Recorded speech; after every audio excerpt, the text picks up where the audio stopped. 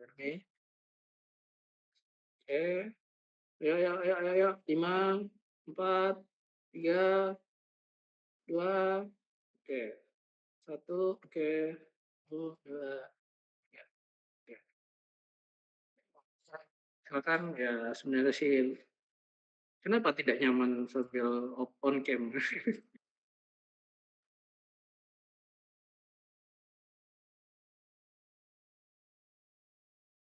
Baik, jadi sudah semua ya. Ada, kalau ada yang belum nanti silakan raise hand ataupun di chat kalau memang ada yang absen ya. Jadi materinya kita lanjutin dulu lah, tapi nggak banyak juga ini, cuma sekedar lanjutin aja dari materi sebelumnya. Oke. Ya, jadi kemarin kalau berdasarkan kontrak kita kan, belajar tadi ya perhitungan, keperluan daya udara segar, nanti ada cara ngitungnya sama, apa tadi ya,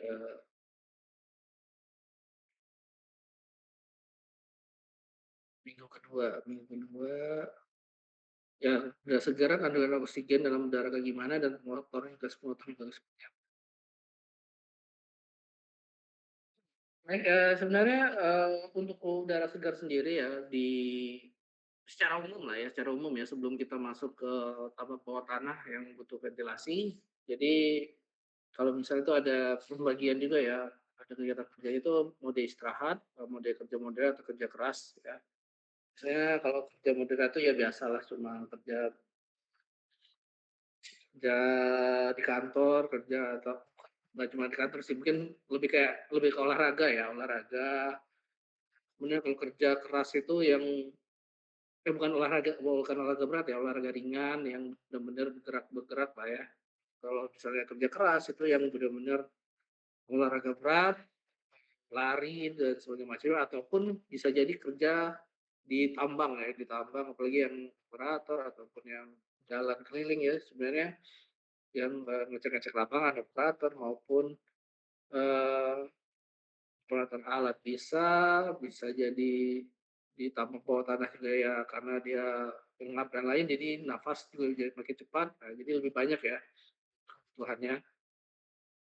Ya kira-kira, ya semakin banyak lah kalau semakin keras pasti semakin banyak dari itu, butuhnya ya seperti itu ya. Nah untuk perhitungannya itu ada beberapa cara ya kalau misalnya atas dasar kebutuhan cara, 2 minimumnya itu sekitar 19,5% ya. Nah kita cari CFM ya, CFM itu adalah cubic feet per menit ya, cubic feet minute ya. Jadi, cubic foot, per menitnya tuh berapa butuh ya, itu satuannya ya, yang sering digunakan untuk udara ya. Nah, di sini bisa kita lihat kandungan oksigen dikurang dengan jumlah oksigen pada pernafasan, itu jadi kayak kandungan oksigen minimumnya. Itu kalau misalnya kita lihat ya 0,21 kandungan oksigen udara ya 21% ya. Kemudian juga sehingga pernafasan ya sekitar 0,1, CFM sehingga dapatlah tadi 0,195, eee, quality-nya ya sebenarnya, yaitu 19,5% udara, kalau oksigen ya, untuk oksigen aja. Nah, sehingga nanti, dapat Q-nya ya, Q minimumnya, eee, dengan pemindahan ini sebenarnya Q, berarti 0,95-nya pindah ke sebelah ya artinya, di ini 0,9 pindah oh enggak, tunggu dulu, Q-nya kita harus dekatin ya, ini ada 0,21 Q terhadap kualitasnya, kemudian dikurang yang sudah kecerdasan baru tadi ya 19,5%, oh bukan dikurangin, sorry maaf, maka, kandungan yang dibutuhkan 0,95, maka ditanya Q-nya nanti, berapa sih, udara yang dibutuhkannya itu. Perhitungannya seperti ini, kita kalau mau nyari Q-nya kan Q ada jadi variabel ya di sini. Di sini Q-nya jadi variabel 0,21 Q, 0,21 kali Q ya, dikurang 0,1 sama dengan 0,95 kali Q. Nah ini key-nya kita harus gabungkan dulu ya, 0,21 dengan 0,95. Jadi bisa 0,195-nya pindah ke sebelah kiri, kemudian 0,1-nya pindah ke sebelah kanan ya. 0,1 jadi positif, 0,95-nya jadi negatif. Jadinya nanti 0,21 Ki dikurang 0,9 Ki. Nah, sehingga nanti, kalau kita balikan lagi ya, 0,21 yang harusnya tadi di atas ini ya, harusnya di sini posisinya. Karena dia kan kali, sama-sama kali Ki kan, jadi bisa kita keluarkan Ki-nya jadi 0,1 kurang 0,195, itu kita keluarkan, setelah dikeluarkan dari Ki ya, dipindahkan, terus pindahin ke bawah, jadinya tadi ya 0,1 dibagi ini, jadinya hasilnya adalah 0,7 CFM ya, feet per minute. Nah, kalau kita gunain CO2 0,5% dengan pernapasan dia sama tadi 0,1, ya maka jumlah CO2 pernapasan bertambah sekitar ya 1 kali 0,1 ya, 0,1 cm. Dengan kemudian dapat persamaan seperti ini ya, 0,003 Ki ya itu, kalau kandungan CO2 ya, udah ada ya. Ya ini di sini ya persentase volumenya kira-kira tadi oksigennya 21%, kemudian karbon dioksida yang ada di udara itu sekitar 0,003 ya. Nah ini yang kita masukin 0,03 tadi jadi ini ya, ditambah 0,1 sama dengan 0,005 yang batas maksimumnya ini tadi. Sehingga, eee, dengan ya inilah ya perhitungannya kandungan CO2 dalam udara normal, dikurang CO2 hasil pernapasan sama dengan kandungan CO2 maksimum udara, sehingga nanti ya Q-nya tadi sama mirip kayak tadi kita satuin dulu, kurang, kemudian dapatlah Q-nya 21,3 CFM. Ya jumlah udara yang dibutuhkan perorangan dalam pernapasan ya, seperti itu.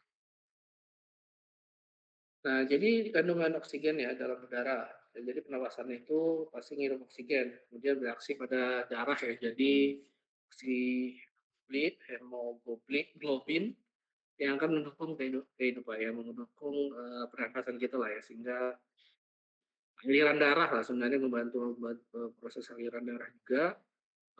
Kemudian oksigen tadi 21% kita tahu, dianggap layak juga kandungannya kira-kira di atas 19,5%. Ya jadi banyak ya sekali proses alam yang menyebabkan pengurangan kandungan oksigen, ya termasuk tambang tanah, oksidasi, pembakaran mesin, tambang manusia juga pada daerah yang semakin tinggi. Ya kalau semakin tinggi ya jelas ya karena akan semakin berkurang kandungan oksigen ya kalau misalnya semakin susah kita bernapas ya biasanya kalau naik gunung, kalau ada yang suka naik gunung pasti tahu ya kalau kita semakin naik ya tekanannya naik juga, apa ya, ambil udara atau pernafasan kita juga semakin berat ya, semakin susah. Sebenarnya mirip juga tadi ya di tambang bawah tanah, ya tadi udaranya kuat dan ya mungkin ada pengaruh tekanan juga, sehingga dan mungkin lebih kayak, bukan kapasitas ya, bisa dibilang kapasitas ya, kapasitas udara di dalam bawah tanah juga dia nggak banyak banget ya, nggak banyak Kak, nggak banyak udaranya jadi ya terbatas sehingga kandungan oksigennya itu bisa lebih kurang dibandingkan yang seharusnya. Karena ya gini lah, bisa dibilang kalau dalam satu ruangan tertutup ya tambang atau ya udah kita terowongan tambang bawah tanah. Di situ kita nafas ya. Apa yang kalau kita nafas itu pasti ngirup kebanyakannya pasti ya kalau secara ini ya ngirup oksigen ngeluarin karbon dioksida ya. Nah, pasti akan lebih banyak sering mengeluarkan ya kalau semakin terus ya, terus-terusan ya oksigen yang semakin terhirup diubah jadi karbon dioksida, maka lama-lama kan jadinya karbon dioksida makin naik, oksigen makin turun gitu ya sebenarnya. Makanya perlu tadi butuhkannya tadi ventilasi atau juga tadi pembakaran alat dan lain-lain kan, eee, syarat untuk terjadinya terbakar itu ya kalau nggak salah ya kita ngebakar, O2 ya kalau ya, O2 juga adalah sumber untuk pembakaran atau ya ataupun, ya pembakaran pada mesin bakar ya sehingga bisa hidup itu kan butuh O2 juga. Ya kalau kita pakai juga peralatannya, apalagi di bawah tanah ya, O2-nya makin berkurang juga ya, makanya jadi makin pengap juga ya, makanya tadi, terbatas sehingga ya butuh kita alirkan, udara yang mengandung, oksigen barulah dari luar, makanya butuh ventilasi. Ya kalau di sini bisa kita lihat juga nih ya, kalau kondisi di mana kalau misalnya kandungan O2-nya tuh seperti apa ya, kalau O2-nya sudah turun di 17% lah, ya laju pernapasan meningkat ya, terus ekuivalen dengan ketinggian 1.600 ya seperti itu ya. Kemudian ketika turun lagi itu kandungan O2-nya 15%, rasa pusing, suara mendesing, demam berdarah dan jantung berdetak cepat. Kemudian kalau turun lagi, jadi 13%, ya salah satu pengaruhnya adalah bisa pingsan ya atau kehilangan kesadaran. Ya kehilangan kesadaran ini, bisa jadi belum sampai pingsan ya, bisa jadi kehilangan kesadaran itu udah puyeng, udah bingung aja ya, belum yang sampai ini ya. Tapi ya kalau terlalu lama juga di 13% ada kemungkinan juga langsung jatuh pingsan sih, nggak harus nunggu 9% ya. Ya udah sampai 9% ya pucat, jatuh pingsan ya. Sebenarnya sama aja sih kalau 15% pun kalau untuk atau 17 orang yang nggak terlalu kuat, mmm, ada yang ya kalau ada penyakit asma atau semuanya seharusnya sih jangan ke tambang bawah tanah lah istilahnya ataupun ke tempat yang kurang oksigen ya sebenarnya. Tapi kalau misalnya ada yang ini, ya ini sebagai standar aja ya. Jadi bisa aja orang ada yang tahan dengan segini, ada juga ya, ini kita anggap normalnya aja. Kalau 99% tuh, ya udah dia bisa langsung pucat, jatuh pingsan, kemudian 7% ya itu sudah sangat membahayakan ya. 6% itu bisa sampai, akibatnya ya bisa sampai kejang-kejang ataupun kematian ya. Ya tapi ini secara normal ya, tergantung juga sih sebenarnya bisa aja dia walaupun, ada yang tahan mungkin 6% pun mungkin bisa ada, tapi nggak tahu apakah ada orangnya yang bisa ya, karena kita nggak tahu ya orang di luar sana seperti apa. Ya tapi ada yang cuma kayak dari 9% atau 13% aja udah bisa, eee, apa namanya, bukan, terkait bukan terkait ya, cenderung ya, bisa aja cenderung memang tadi udah membahayakan juga ternyata dan bisa menyebabkan kematian juga walaupun ternyata belum parah-parah amat ternyata, tapi itu memang tergantung lagi ya, makanya butuh, eee, kita tahu juga kondisi kita masing-masing juga ya, sehingga, ya kalau sendiri ya kita kita jaga keselamatan sendiri ya, tapi kalau kita mau standarnya di tambangan, boleh kita ini jadikan standar ya, karena ini sehingga nanti SOP-nya dan, apa ya, ventilasinya jalan ya sih. Intinya sih sebenarnya kalau bisa jangan sampai nih, jangan sampai 17%.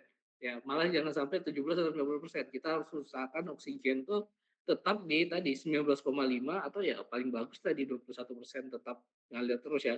Tapi ya tadi nanti kita lihat perbandingannya di, eee, daya etik kita atau daya yang cost-nya untuk bisa nggak ngeluarin apa, menyediakan kipas atau fan-nya yang cukup gitu kan. Kalau nggak cukup setidaknya minimalnya tadi 19,5, kalau nggak cukup ke 21. Ya itu pertimbangan-pertimbangan lain lah kita bisa, eee, pertimbangkan.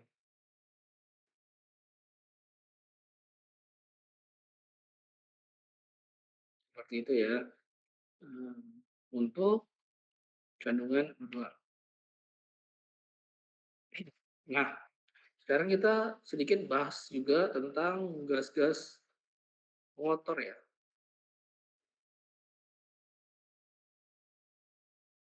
Yang pertama itu ya jelas, gas karbon dioksida, dia tidak berwarna, tidak berbau, tidak mendukung nyala api, bukan merupakan gas beracun juga sebenarnya. Dalam tambang bawah tanah sering terkumpul pada bagian bekas-bekas penambangan, terutama yang tidak terkena ventilasi. Juga pada sumur-sumur tua, sumbernya bisa dari hasil pembakaran, ledakan, ataupun dari lapisan batuan dari hasil peretasan manusia. Oh, dari ledakan atau dari lapisan batuan dan dari hasil pernafasan manusia. Ya tadi ya saya bilang kalau misalnya tadi kita sebagai manusia, ya tadi kita hirup, ya maksudnya kalau udara biasanya ya pasti kita hidup semua, tapi yang kita pakai pasti kebanyakan O2 yang kemudian nanti keluar lagi CO2 ya.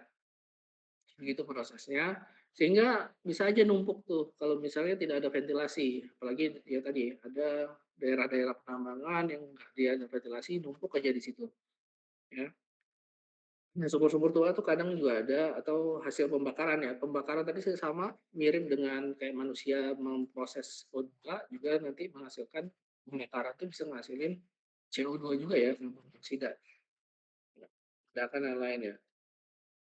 Sebenarnya kalau dia secara ini ya memang dia nggak ini ya, tidak berwarna, tidak tidak beracun, tidak berbahaya sama sekali. Cuma jika kandungannya lebih taruhlah mungkin entah berapa persen ataupun yang mengurangin tadi, mengurangin, konsentrasi O2 yang ada ya, yang mana karena konsentrasi karbon dioksidanya jadi tinggi gitu, lebih tinggi dibandingkan bukan dibandingkan lah ya, standarnya mungkin kayak misalnya bisa aja ya, tadi se C apa namanya, O2 oksigen tadi turun ke 17% gara-gara misal oksigennya naik 1% atau 2% di daerah situ. Kan itu udah jadi bahaya, bahayanya kan karena kita kekurangan oksigen ya. Walaupun ya lebih ke arah situ sih, jadi kita kekurangan oksigen ya karena di daerah atau area kita itu area tambang atau lapangan ataupun, eee, sekitar, ya lokasi kerja di bawah itu, di terowongan, itu karbon dioksidnya ternyata banyak ini ya, sehingga, O2 oksigennya berkurang ya, apa sih namanya, kandungannya ya, kandungannya. Kandungannya berkurang karena karbon dioksidanya banyak juga.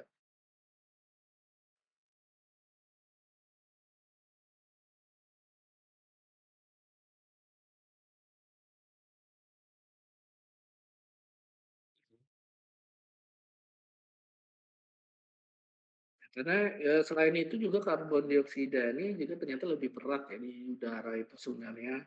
Sehingga dia ya tadi, kalau kita nyerap juga kan kita nyerap tadi nggak cuma oksigen, bisa aja karbon dioksida kita serap lagi dengan konsentrasi yang naik juga, oksigennya tadi udah kurang, terus malah karbon dioksida naik, kita makin pernafasan makin berat lah ya, bisa bisa lebih tinggi lebih ngos-ngosan lah ininya,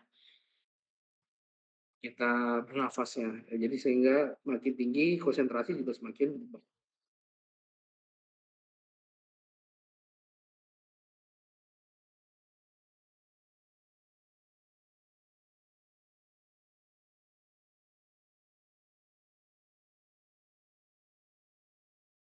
Nah, selanjutnya gas bermotor yang kedua itu ada metan ya, CH4 ya. Kemarin sempat saya bahas juga ya, karena ini sangat bakal banyak ketemu di tambang apa ya, masih ingat tambang apa? Batu bara, Pak. Nah, ya, batu bara, tambang batu bara ya, karena gas-gas ini tuh dia terperangkap di itu lapisan batu bara itu ya. Jadi ya,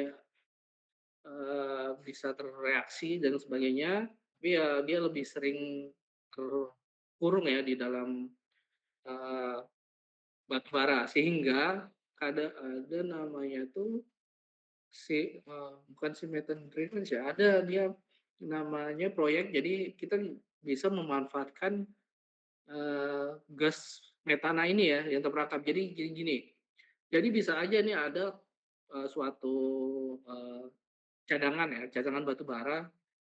Mungkin dia nggak terlalu atau mungkin bekas ya atau nggak sebagainya, dia tidak terlalu ekonomis untuk ditambang. Tapi kita bisa manfaatkan gas metananya, itu ada proyeknya juga, namanya Syn Methane Drainage atau ada satu lagi pokoknya yang dia kita manfaatin gas metananya ya. Artinya apa? Ya itu berarti kan sebenarnya jumlahnya juga cukup banyak ya. Ya itu ada prosesnya sendiri ya untuk ini, mungkin akan lebih dipelajarin lagi mungkin di tambang bawah tanah atau di batubara ya, pemanfaatan batubara mungkin ada membahas, metana ya, setelahnya ya, itu bisa kalian, pelajarin di situ. Nah, dia juga sebenarnya gasnya tidak beracun, tidak berwarna, tidak berbau, tidak mempunyai rasa juga ya. Saat proses pembubaraan terjadi maka terbentuk sama seperti CO2 juga, selalu berada tambang batu bara. Ya. Nah, yang paling bahaya itu adalah menjadi sumber dari suatu peledakan tambang, peledakan ya. Karena gini, kalau kita di tambang terbuka batu bara itu tiba-tiba terbakar ya nggak cuma kebakar aja ya. Mungkin ada beberapa yang sudah pernah lihat langsung ke stockpile ataupun di pit, sebenarnya bisa juga di pit. Kadang juga kalau terlalu lama nggak di apa, kegiting diambil batu baranya itu bisa, terbakar juga sih di pitnya, di pit, kemudian di stockpile, stockpile langsung lama nggak apa ya, dijual ataupun dimasakkan, ya itu ya tadi bisa terbakar sendiri, ya. Kalau di terbuka, ya resikonya paling ya udah ya apa namanya, mungkin terpercik apa, terbakar aja dia, terbakar, tapi terbakar yang ya sekitarnya aja, masih bisa ditangani lah, masih bisa ditutup apinya lagi, bisa pakai pasir ataupun pakai kayaknya nggak boleh pakai air deh kalau salah. Jadi dia harus pakai pasir sehingga atau tanah atau yang lain ya sehingga dia, oksigennya itu, berkurang ya karena dia kalau kita pakai siram air, di air juga ada bukan oksigen juga sih, jadi bisa nambah parah ya. Jadi biasanya itu nutupnya pakai pasir sih untuk, ininya. Nah, kalau ditambah terbuka, ya itu tadi masih bisa kayak ya udah pakai alat, mungkin diangkut apa, pasir sedikit untuk nutupinnya, ataupun ya udah yang terbakar dipisahin dari yang bagus yang lain sehingga tidak menyebar, itu juga bisa. Dipisahin aja udah, pakai ekskavator ya. Nah, tapi beda kalau udah kejadian di tambang bawah tanah. Kalau sudah mercik aja, nah itu udah kemana-mana ya merembesnya, apalagi di situ ada mesin, ada ini, itu udah kalau sudah percikan sekali aja udah pasti menyebar ya. Karena apa? Ya pasti itu konsentrasinya udah cukup, oksigennya udah cukup, terus juga ternyata ada alat-alat di mana di situ ada bahan bakar. Kalau sudah ada percikan seperti itu, kena bahan bakar, ya udah habis itu bisa satu terowongan. Makanya di tambang bawah tanah itu salah satu tambang batubara ya, tambang batubara bawah tanah, gas metana itu salah satu yang paling dijaga ya, harus dijaga ke konsentrasinya sehingga dia tidak, eee, ya tadi tidak percik, tidak meledak, tidak muncul ledakan gitu.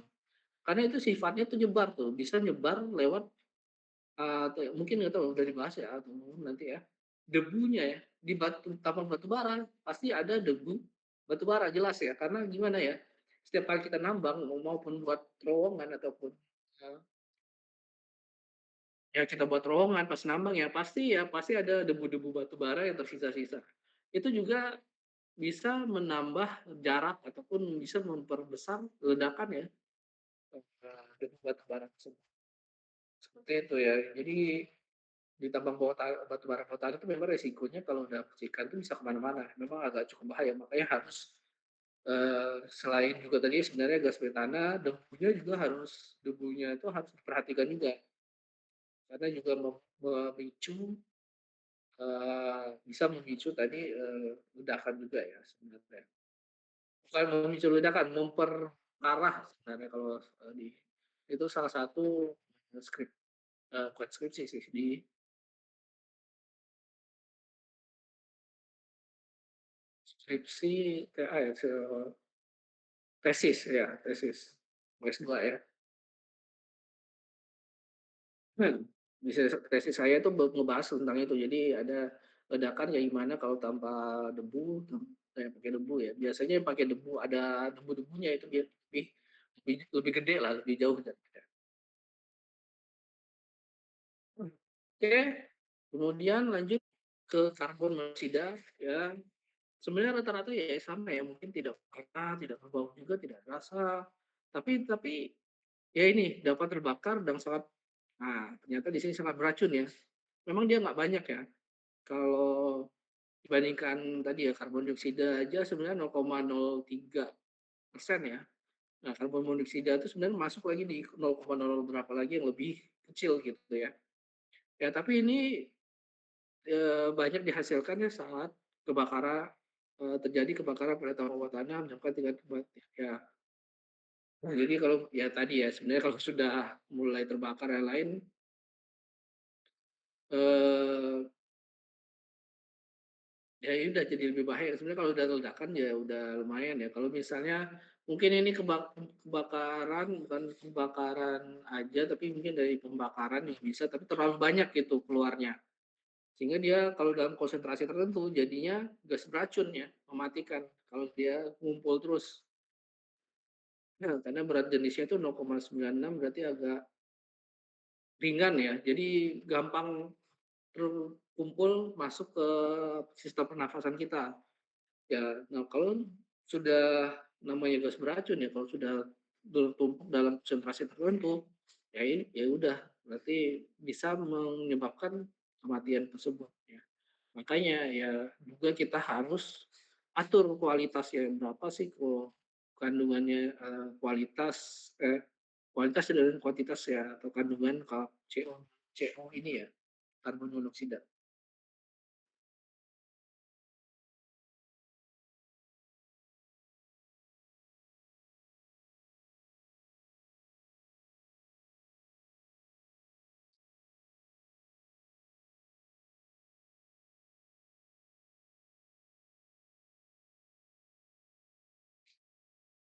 Oke, selanjutnya itu ada hidrogen sulfida.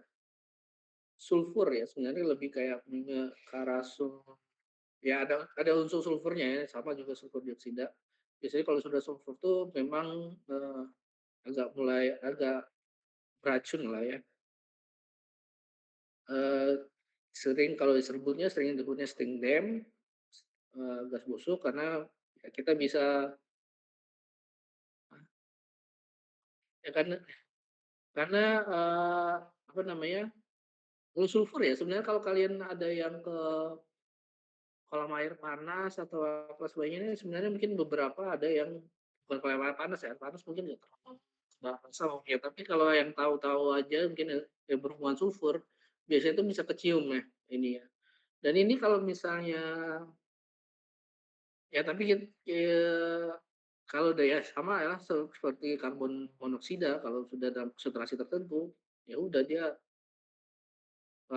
pasti bau aja ya. Bukan pasti bau, pasti beracun dan udah berbahaya ya itu intinya sebenarnya ya. Karena dia juga termasuk yang ringan juga ya. Ya itu tadi, oh ya dia hasil dari dekomposisi senyawa belerang, belerang ya sulfur, belerang, ya kolam-kolam.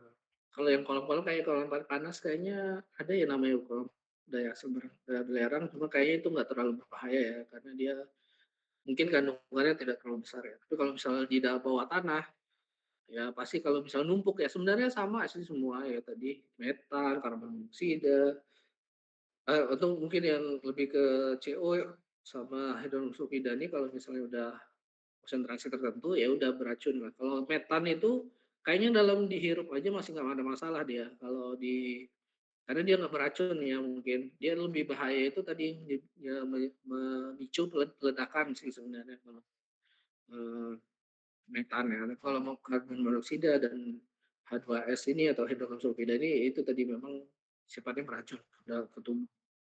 Terus juga sulfur dioksida ya sama ini dari belerang yang terbakar. Ya.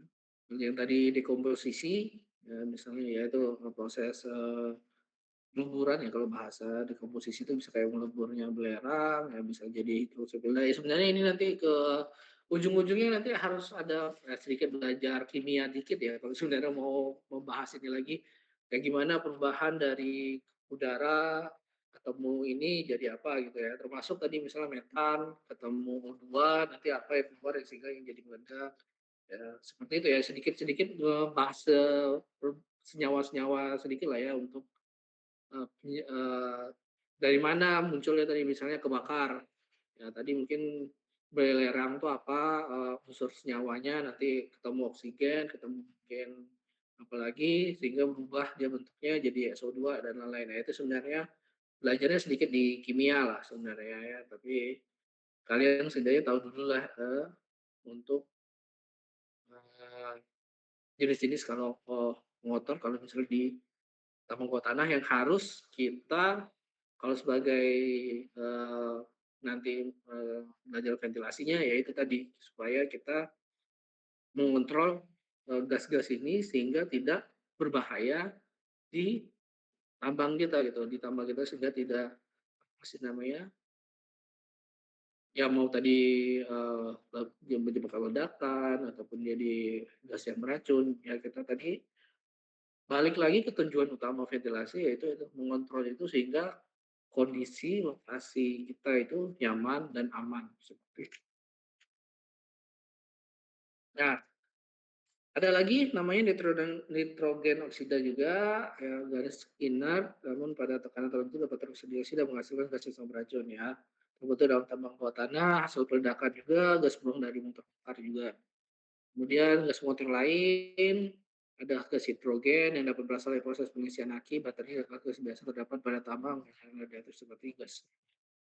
Ya itu sebenarnya mungkin yang ini oksida, gas motor lain tuh juga bisa dibilang nggak terlalu berdampak apa ya, maksudnya mungkin karena konsentrasi atau kandungannya nggak terlalu besar di darah. Ya kecil lah, dianggap kecil banget pengaruhnya, jadi mungkin kadang bisa diabaikan, tapi kita nggak boleh ngabain ya semuanya ya. Intinya kita harus pertimbangkan lah kalau misalnya kita bahas keamanan ya. Kalau kita abaikan salah satu, bisa jadi itu resiko yang mana menyebabkan ya tadi ujungnya paling paling paling parahnya itu ya kecelakaan dan kematian ya, sehingga itu yang sangat harus kita hindari. Karena kalau sudah ada kecelakaan atau kematian, itu udah agak sulit tuh pasti tambang itu beroperasi kembali gitu. Biasanya kalau tambang terbuka aja, kalau sudah kena K3 seperti itu ya, maksudnya ada yang korban jiwa dan lain itu biasanya berapa lama dulu nggak boleh, eee, lanjut, harus ngurusin apa, sehingga ya tadi target produksi jadi, target produksi tidak tercapai, kemudian banyak juga biaya yang harus dikeluarkan ya, kalau, untuk mungkin, perbaikan dan lain-lainnya. Sehingga, eee, ya kalau misal target produksi aja malah bukan tidak tercapai lagi ya, terhenti ya, anggap aja udah terhenti 1 bulan, ya udah gimana kita mau bayar karyawan dan lain sih kalau misalnya kita nggak ada produksi sama sekali kan. Nah, akhirnya bisa jadi, ya kalau misal dia nggak apa ya, keuangannya nggak kuat untuk nahan itu, ya bisa kolaps ya. Makanya hal-hal yang seperti ini sangat apa ya, diperhatikan sekali ya untuk,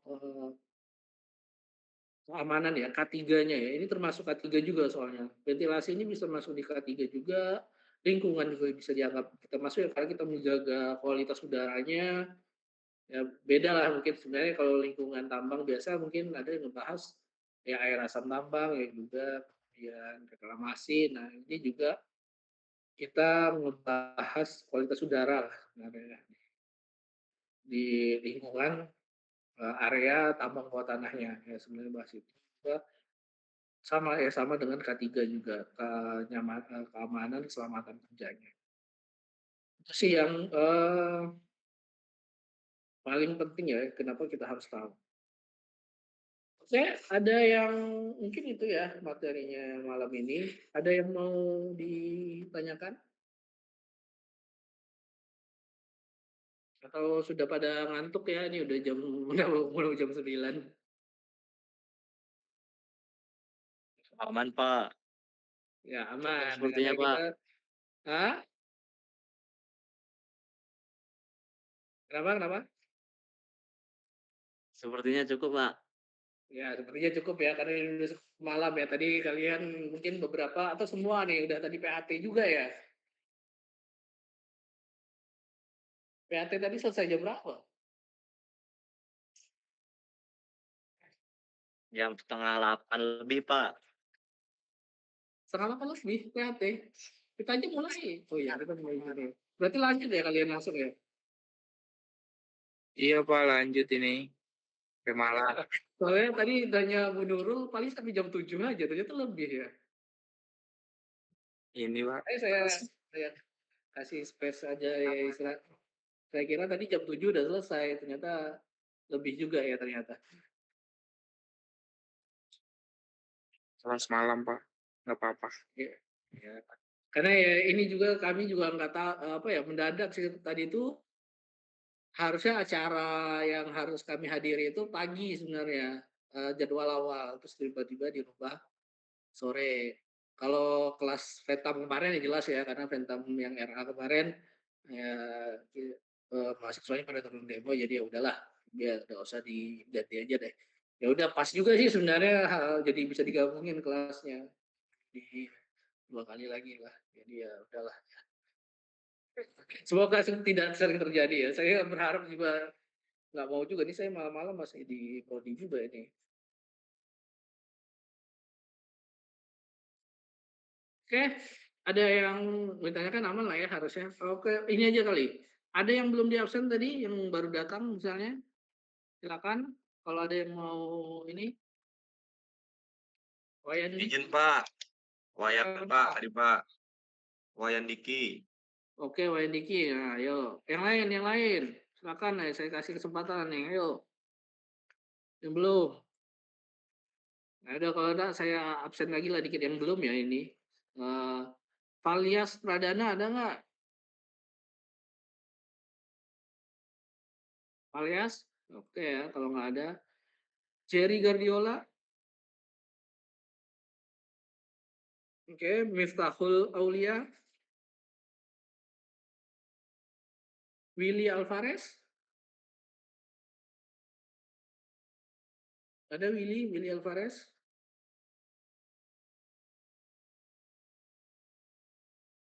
Oke, Muhammad Agung Yulizar. Ya, udah deh. Siapa lagi nih? Siapa lagi belum? Rizky Wibowo. Kemudian Alessandro Del Piero. Ya, Vicky Dwi Priyoga. Kemudian Filipus Simanjuntak. Belum ya, Filipus Simanjuntak.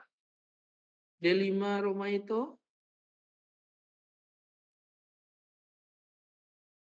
Sama tunggu dulu. Putri Intan Ramsiah nih tadi ya. Udah apa belum sih? Belum ya?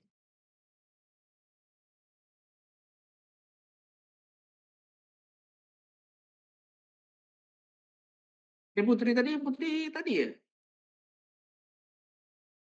Tadi ada ya dia? Ini yang PRS itu Pak. PPS kan? Kok dia saya udah start hadir? Oh, aku ke ini lagi kepencet kali ya tadi. Ya udah deh. Makanya tadi takutnya saya malah Tadi dia yang ngomong di RA kalau dia PRS, Pak. ya tahu nggak, maksudnya saya kan ngeset hadir tadi sini di absensi, tapi tiba-tiba nggak hadir gitu. Makanya saya kira apakah saya salah pencet atau gimana tadi. Makanya saya cek lagi. Mana tahu tadi ada yang udah saya absen, ternyata salah pencet ini, itu khawatir juga saya. Kasihan juga kalian. Tadi kayak Philips nggak ada ya? Ini Philips nggak ada tadi ya. Oke, oke. Ya kalau misalnya nanti kelihatan ada yang kurang atau gimana nanti di akhir ya direkap, bisa nanti kalau kalian ada buktinya ya, makanya tadi saya bilang siapkanlah screenshot masing-masing ya kalau mana tahu ada kesalahan di sistem ataupun saya sendiri juga, sehingga nanti bisa dibenerin ternyata kalian ada hadir gitu ya.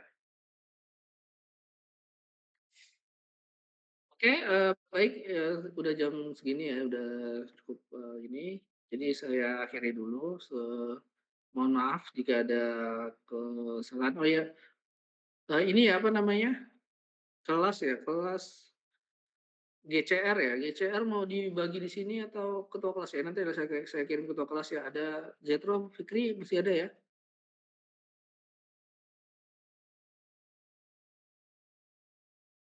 Zetro sama Fikri masih ada? Mana orangnya? Kok hilang? Izin Pak. Kenapa? Nggak ada sih, masih ada cuma. Ya kenapa?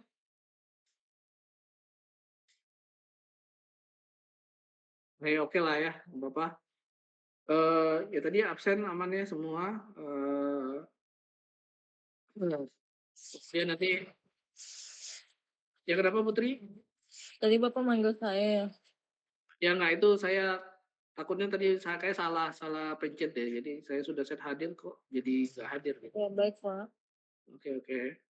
Aman. Nah, jadi nanti ya udahlah, untuk link GCR nanti saya kasih ke ketua kelas masing-masing berupa dengan materi juga ya sekalian untuk yang minggu ini. Oke, ya udah saya tutup ya. Terima kasih semua. Mohon maaf jika ada yang salah ataupun ada yang kurang jelas. Selamat beristirahat ya. Terima kasih ya udah mau malam-malam ini ya. Nah, ini juga ya sedikit termasalah. Semoga ya, karena kalau mau nyari jadwal lain tuh kadang-kadang Jumat aja sebenarnya mungkin kalau kalian harusnya kosong sih ya, tapi mungkin yang lain juga ada yang ambil Jumat ya dan lain-lain ya. Jadi semoga tidak terjadi lagi lah, karena tadi ya ini aja udah hampir tabrakan dengan PAT, karena kalau setahu saya tadi menurun kepinginnya jam malam ya, tapi saya udah duluan yang kick. Ya semoga tidak terjadi lagi, kita bisa lebih lancar lagi nanti offline-nya ataupun ya di offline. Oke, terima kasih semua. Saya akhiri. Selamat malam. Wassalamualaikum warahmatullahi wabarakatuh. Assalamualaikum. Waalaikumsalam. Waalaikumsalam Warahmatullahi warahmatullahi wabarakatuh. wabarakatuh, Pak. Terima kasih, Pak.